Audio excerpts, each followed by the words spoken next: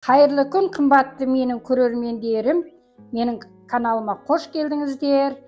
Міне, мен қазір дәл осындай айраннан жасалған, кефирден жасалған блинчик дейміз ғой, құймақ пісіремін. Бірінші міне алдымен жұмыртқаны шағамыз. Оған татығанша тұз қосамыз.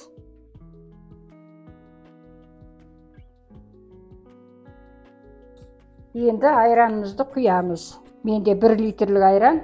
Мен енді жарты литр ма, жарты литрден көбірек істегім келеді.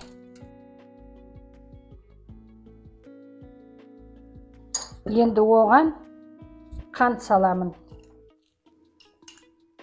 Енді қантты да қалауымызша саламыз. Бұл жерде қайнаған су бар. Міне қайнаған суға ас содасын салып, ертіп аламын. Қайнаған салқын су. Енді мен алдын ала елеп қойған ұнымды қосамын.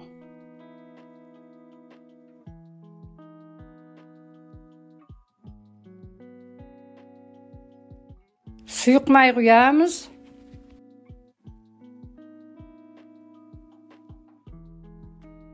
Міне біріншісін тапаны майлап аламыз.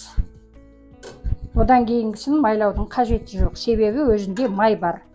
Тапаны қыздырып, бисмилля деп құямыз құймақты.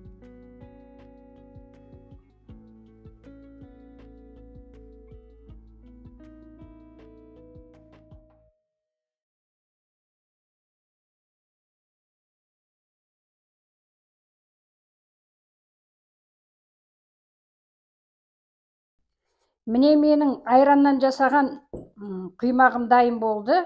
Міне керемет жұмсақ, шаймен ішкенге өте жақсы.